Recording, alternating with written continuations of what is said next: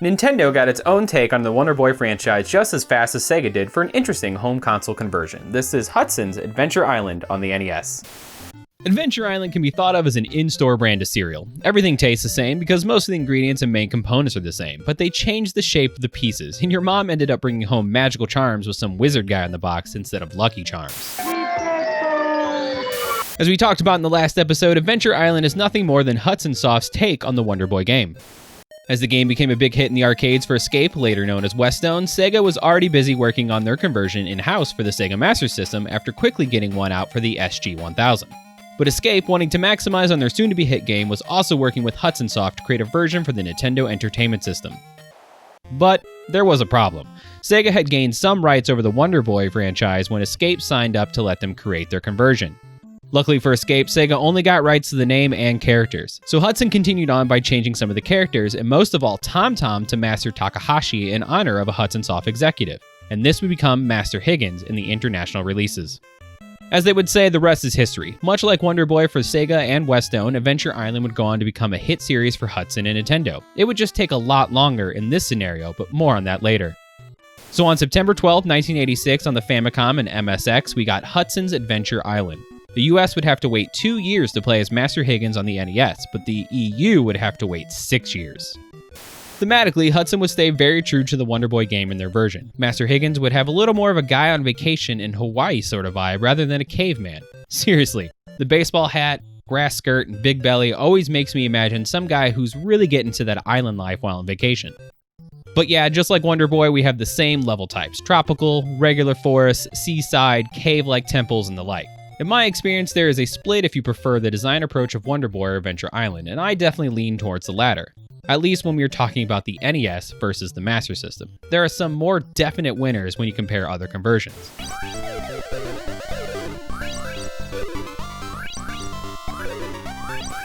But Adventure Island takes on a much more muted color palette overall, which is not only a lot less harsh on the eyes, but also evokes that earthy feeling of the island environment more than the super contrast colors of the Sega Master System. Adventure Island also does something interesting and adjusts the scale of all the character sprites. Master Higgins shrinks, even if it's just slightly, while a lot of the enemy types that stayed the same are larger and more detailed. I mean, just look at these snails. They're almost the size of Master Higgins, and they actually look really good. This also solves one of the biggest complaints about Wonder Boy. Enemies no longer tend to blend into the background like they did on the Sega Master System. Other enemies they changed altogether, replacing the bees with little black birds, for example. It may seem like a little change, but again, they are just way easier to see. Of course, it isn't perfect. There is still a lot of sprite flicker and slowdown when a lot happens on screen, leading to the same visual overload and the accuracy problems and feelings of missed button presses.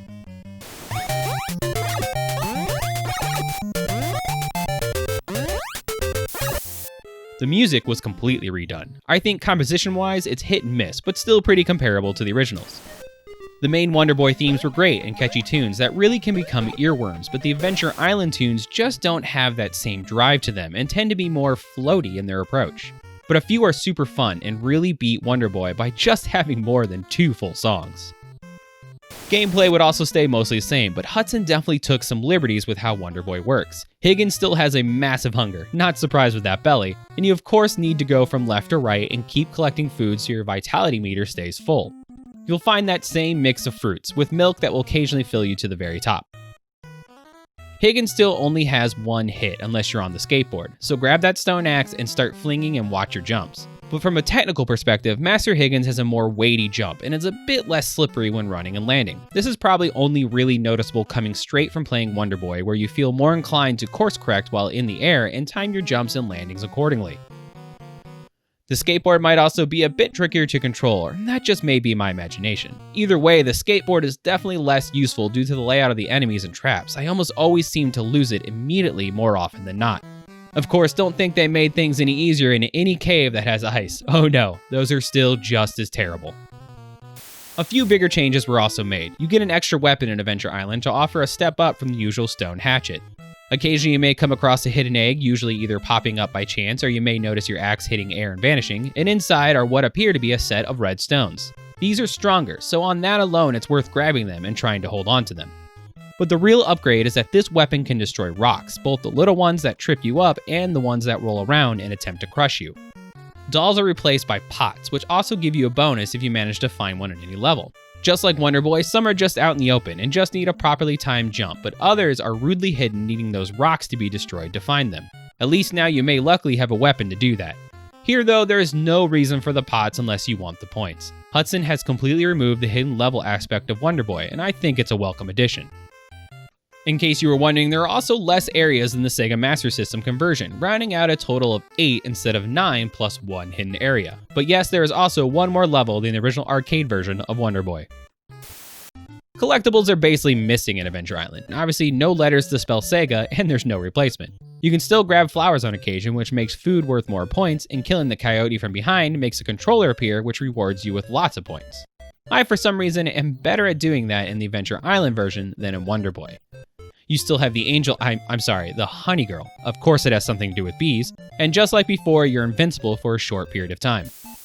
I will say Hudson did 2 really annoying things that can really sour the game to someone. First off, unlike Wonder Boy, there are no unlimited continues. Sorta. You can activate unlimited continues, but you need to find the Hudson Bee. Of course, again, it's the Hudson Bee in the first level. It's right there at the end in a hidden egg, so really easy to miss. To be fair, they do mention this in the manual, but just tell you it's somewhere in level 1. But if you buy the game loose and without a manual, now or even back in the 80s when rental places were on every corner, you may be frustrated that you have 3 lives, 1 hit deaths, and no way to continue at all. It was just completely unnecessary.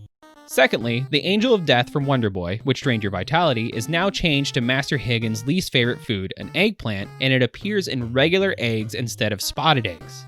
In Wonder Boy, you're mostly tasked with just trying to avoid those spotted eggs by looking forward or missing a platforming trap. In Adventure Island, you just hope you're not unlucky and get an eggplant while casually walking up to an egg. It's a dirty trick that can ruin a perfectly fine level run.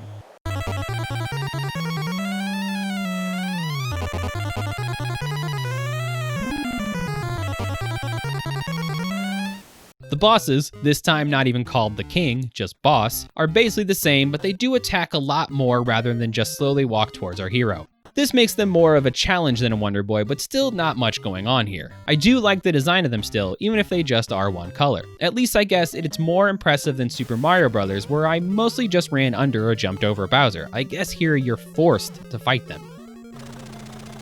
But really, Adventure Island still has the same charms as Wonder Boy. Fun design with energetic gameplay. Master Higgins still never stops moving those legs, and the skateboard still pushes forward without stopping. That speed is still there as part of the gameplay, and it makes for tense but exciting platforming. It requires that concentration and familiarity, but also thrives on quick decisions. But there is a problem with Adventure Island. It's kind of unfair most of the time. When it comes to level design, enemy placement, and just general sense of fun, Wonder Boy wins in every way. As much as I really want to love Adventure Island like I do Wonder Boy, I only appreciate it due to its roots and what came of the series later. I more often than not find myself just frustrated about halfway through. I enjoy it, but I don't set out to play it to completion nearly as much as Wonder Boy. Enemies still move in that same familiar patterns, but tend to be placed in every possible way to really make you grip that controller in anger and feel cheated more often than not. Boulders move faster, spiders can be stacked, snakes now shoot fire and sometimes a lot of it, the birds and their crazy flying patterns show up way earlier, and there just seems to be more enemies earlier on in general. Of course, when you lose a life, you lose your weapon, and you need to recollect one, but Hudson for some reason decided to basically not give you weapons very often after the first couple of areas. You can spend several levels just trying to jump around enemies as best you can, trying to brute force your way through from checkpoint sign to checkpoint sign. It's really not a great experience as a whole.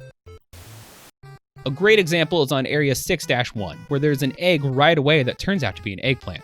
In Area 4-4, I spent the entire level trying to squeeze through very compact areas of enemies to not get a hatchet until the boss fight.